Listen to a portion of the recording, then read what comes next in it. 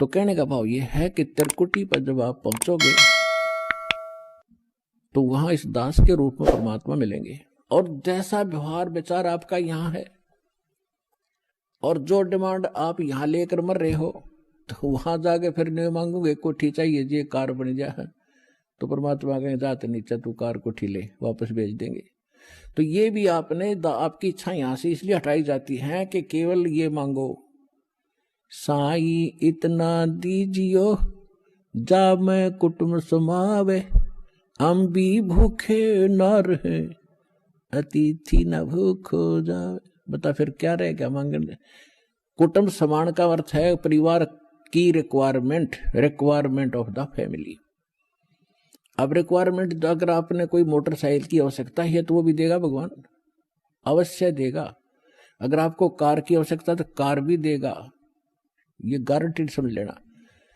अब जिसने जाना है खेत में और वापस आना, बताओ वो क्या करेगा हेलीकॉप्टर का, वो तो मतलब की बकवाद कर रहा है। तो इस तरह की और फिर कहने अभाव ये मान ले कार मिल गई जब के कौन सा तो देवता बन गया, निर्धन भक्ति कर रहा है, मजदूर भक्ति कर रहा है। भक्ति भगवान को प्यारी है, भगत भगवान को प्यारा है, तो भक्ति करनी पड़ेगी। किसी ने सुविधा है ऐसे जाने में तो वो कोई दिक्कत नहीं, वो ले लो, वो दे देगा। लेकिन एक मजदूर ने कहा मैंने कार चाहिए, तो कार ने शर्मा मारा, कसी उठा के तेरे जाके वहां खड्डा खोदना, कार ने क्या करेगा।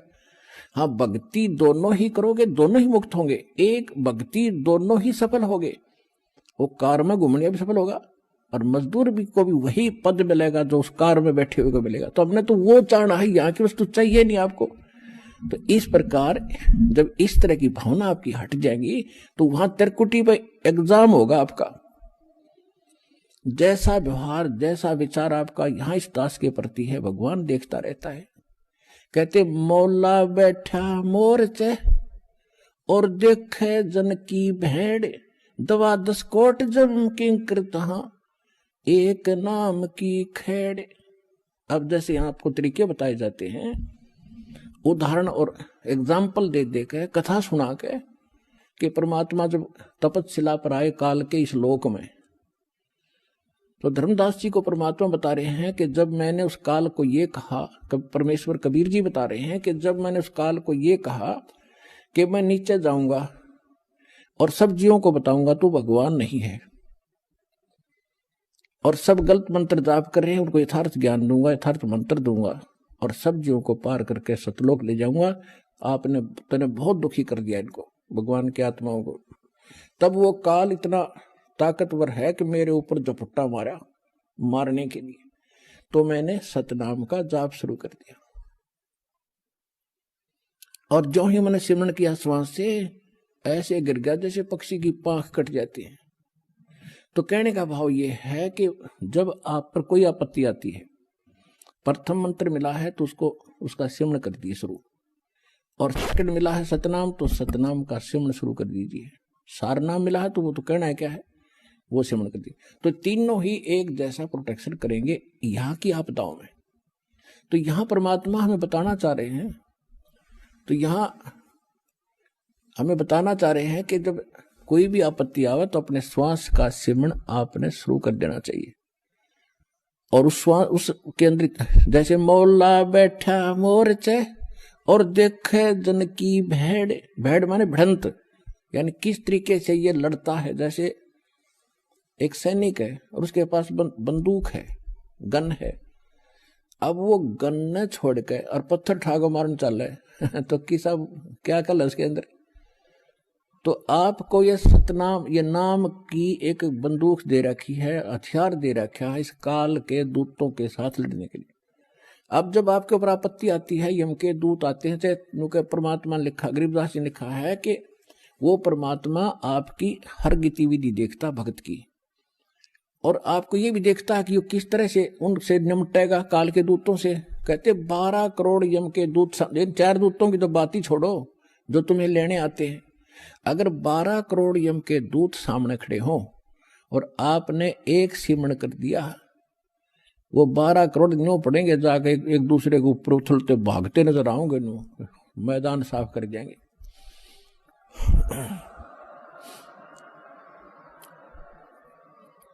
अब कहते हैं मोला बैठा मोर्चे, मोला माने वो परमात्मा अपने स्थान पर देखा और आप बैठे, मोला बैठा मोर्चे देखे दन की भेड़।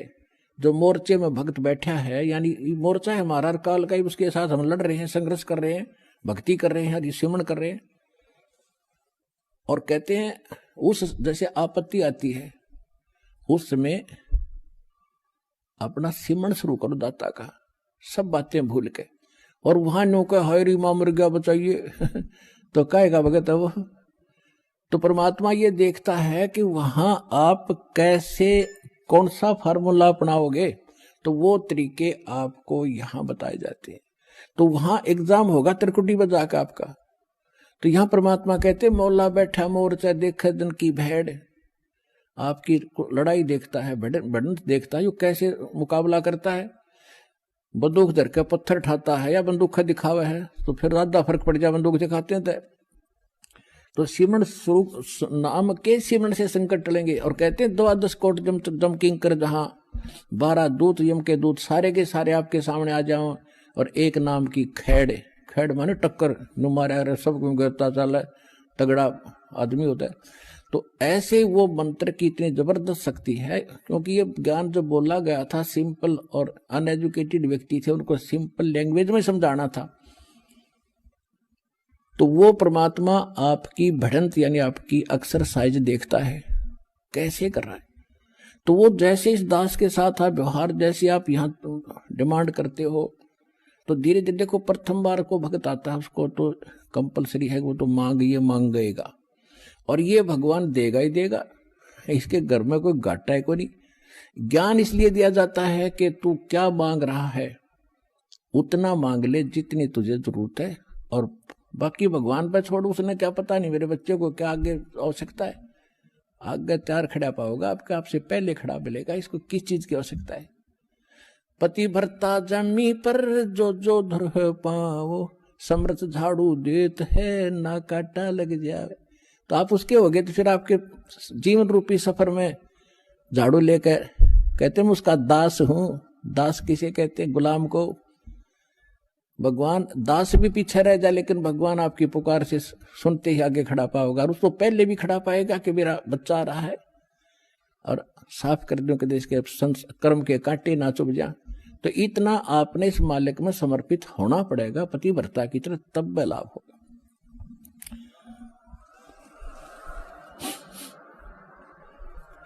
जब आप त्रिकुटी पर पहुंचोगे, अब जैसा भाव आपका यहां है, जैसे सोपन में भी फिर ऐसा ही करते हैं, जैसा आप अपने जागृत जीवन में कर रहे हो दिन में, ऐसा ही आपका फिर स्वप्न होगा। ये स्वप्न दिन में कोई केले बेचे रेडी लगा के बाजार में, वो करता ले 10 के 20, 10 के 20, 10 के 20, 8 के 20, 8 के 20, ऐसा नहीं मिलेगा। तो सपने में फिर वो नहीं बोलेगा ले 10 के 20, 10 के 20। तो अब जैसा रिहर्सल आप यहां कर रहे हो, जब आपकी मृत्यु होगी आपको स्वप्न होगा, और उस स्वप्न में आप जो यहां कर रहे हो वहां बोलोगे जाके भगवान के दरबार में, भगवान के सामने। तो इसलिए पहले देखो, ये तो मालिक है, आपको टाइम देगा पूरा, आपकी उम्र बढ़ाओगा जब भक्ति नीत रखोगे तो, और तब तक आपकी यहाँ की संसारिक सुविधा भी सारी सेट कर देगा, क्योंकि उसको मालूम है ये जीव है। और कितना ज्ञान सुना ले, जब तक, अब सीधी सी बात है, जब तक पैर में काटा है, इतना कितनी सलाह दे ले जूता पहन ले, जूता पहन ले, कतई नहीं पहन सकता, वो तो काटा काट निकालना ही पड़ेगा जब जूता पुराना है। तो ये दास आपसे भक्ति करावेगा तो आपके ये कर्म के काटे ये दुख जरूर दूर करेगा, ये गारंटी समझे।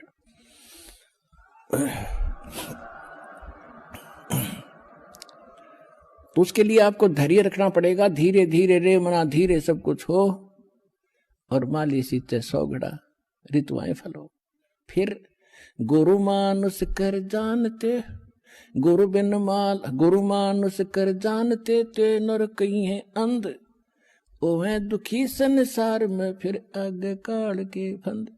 परमात्मा आपको त्रिकुटी पे मिलेंगे, वहां जाते आप समर्पित हो, जैसे दंडवत करोगे तो देखोगे मुंह की तरफ, और परमात्मा जिधर जाएंगे आप पीछे पीछे वहीं भाग लोगे, वहीं साथ जाओगे। तो वहां आपको धर्मराज के दरबार में ले जाया जाएगा, गेल जाएंगे दाता साथ में इस दास के रूप में। भाई कर ले गुरु वकील मुकदमा भारी है। परमात्मा सब तरह की सलाह देते हैं कि गुरु आपके एज ए एडवोकेट का भी काम करेगा उस धर्मराज या न्यायाधीश के दरबार में, जो यहाँ का चीफ जस्टिस है 21 ब्रह्मांड का, एक ब्रह्मांड का। तो वहां साथ जाएंगे दास के रूप में परमात्मा और उनको कहेंगे कि सर निकालो गीता अध्याय नंबर 18 के श्लोक नंबर 66 को। ये विधान है भगवान का, सर्वधर्मान परित्यज माम एकम शरणम व्रज अहम तवा सर्व पापे भय मोक्षामि मा शुच। वो किताब खुल जाएगी गीता वहीं पर कि इस तेरे भगवान की बोली हुई है ये, इस ब्रह्म की।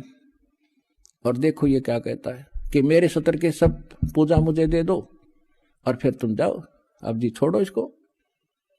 ये ओम नाम का जाप जो सतनाम में जो सेकंड मंत्र जो आपको दिया जाता है, उसमें प्रथम जो मंत्र है सतनाम 2 अक्षर का, जो पहला अक्षर का मंत्र है ये ब्रह्म का है ओम। इसकी कमाई वहां दे देंगे, फिर वो ऑटोमेटिकली छोड़ देंगे, आ जाओ जी आप फिर। और फिर जो दूसरा मंत्र है सतनाम का दूसरा अक्षर है, उसकी कमाई फिर अक्षर पुरुष के लोक में देंगे जाके, वहां भी आपके साथ रहेगा परमात्मा इस दास के रूप में। और जब फिर 11वां द्वार पार किया, फिर 12वें द्वार को पार करके तब सतलोक में जाया जाएगा।